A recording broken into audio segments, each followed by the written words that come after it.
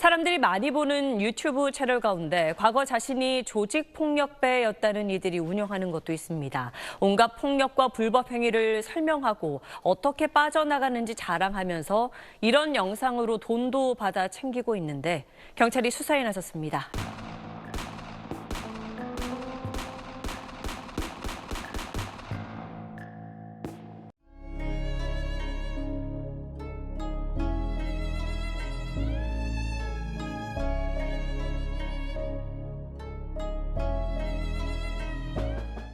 전직 형사가 말해주는 형사사건의 모든 것. 이번 영상은 전직 조폭 또는 현직 조폭들이 개인 방송에 나와 어두운 세계의 이야기를 미화하는 조폭 유튜버에 대해 일침을 놓으려고 합니다. 이들은 자신들이 건달이라고 말하지만 저 태무진이 보기에는 조직폭력배 또는 깡패로밖에 보이지 않습니다.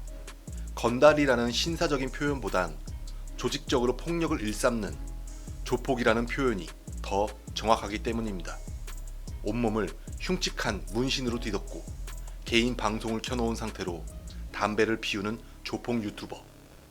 이게 멋있어 보이십니까? 1인 미디어가 발전하고 휴대폰만 있으면 어디서든 개인 방송이 가능한 시대가 왔습니다. 조폭이 방송을 하지 말라는 법은 없지만 이들을 후원해주는 사람들에게 꼭 해주고 싶은 말이 있어서 영상을 제작했습니다. 가치관이 완벽하게 형성이 된 성인이라면 조폭 방송을 보며 저런 사람이 있구나 웃어 넘어갈 수 있습니다. 하지만 저 태무진의 생각은 많이 다릅니다. 과거 조폭들은 다른 사람의 물건을 약탈하거나 협박, 폭행을 일삼는 쓰레기 같은 놈들이었습니다.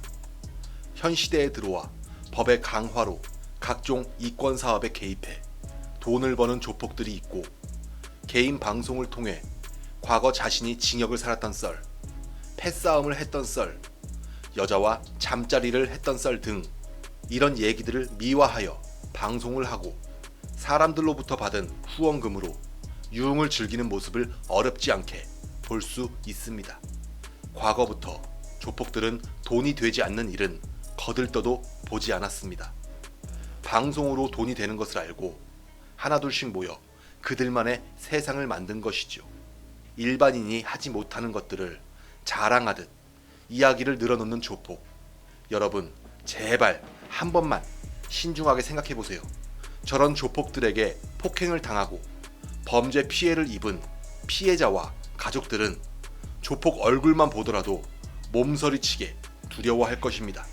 조폭 방송에 관심을 주어서는 안 되는 이유 중에 가장 큰 이유가 바로 그들에게 피해를 입은 피해자들 때문입니다. 마치 방송인처럼 행동하며 여러분의 후원금으로 유흥을 즐기는 모습을 우리 아이들이 보게 된다면 어떻겠습니까? 조직폭력배의 심볼, 그러니까 상징으로 여겨졌던 문신이 청소년들 사이에 유행처럼 번지고 있다고 합니다. 범죄의 도구로도 이용된다고 하는데요. 지난달 1일 경기경찰청에 280여 명의 조직폭력배가 검거됐습니다.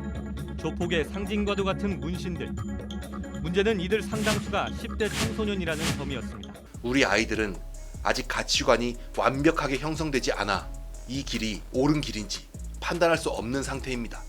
그들의 썰을 듣고 이를 모방하는 범죄가 발생하게 된다면요. 그때 가서 땅을 치고 후회해도 이미 늦습니다.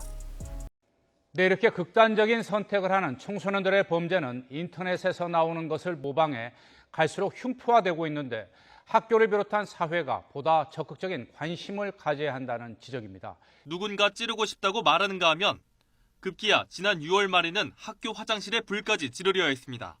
부산 쪽에 연고를 두고 생활을 하는 전 프로야구 선수 출신의 조폭 A씨의 개인 방송을 본 적이 있습니다.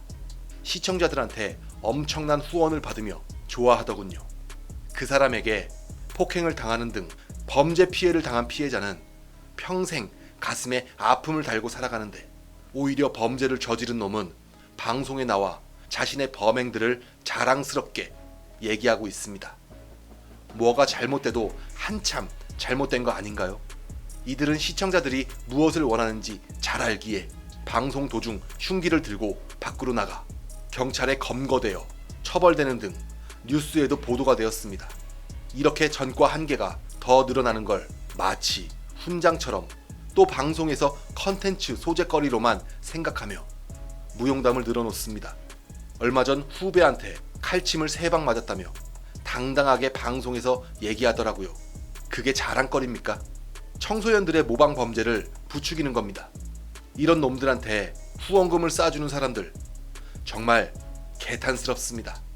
그렇게 받은 후원금으로 조폭 동생들과 유흥을 즐기며 기생충같이 죽지도 않고 또 다른 피해자를 양산하게 되고 그 피해자가 바로 당신의 자녀가 될 수도 있는 것입니다.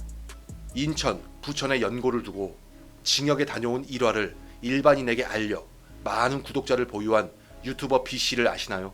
이제는 과거를 정리하고 깨끗한 생활을 시작했다고요. 과연 그 B씨가 조직 생활을 정리했을까요? 심지어 징역에서 만들어 먹었던 징역 음식을 주제로 술집까지 개업해 성황리에 돈을 벌고 있습니다. 여러분들이 저런 자들에게 관심을 주기에 저들이 지속적으로 방송을 하는 것입니다. 앞에서 설명한 조폭들이 낭만으로 뭉친 진짜 건달이라고 생각하지는 않습니다. 그냥 조폭이라는 이름으로 활동하는 양아치라고 부르는 것이 더 정확할 듯 싶습니다. 혹시 인천 길병원 장례식장 사건에 대해 기억하시는 분들이 계신가요? 조폭 유튜버 B씨는 자신이 그 현장에 있었다며 자랑스럽게 이야기를 하고 과거 폭행 사건으로 상대방을 식물인간으로 만들었다며 무용담을 늘어놓습니다. 그것을 본 시청자들은 상남자다, 멋있다, 우리 형이다 등 댓글을 달고 있습니다. 댓글을 단 사람들이 과연 제정신일까요? 과거 건달들은 을이라도 있었습니다.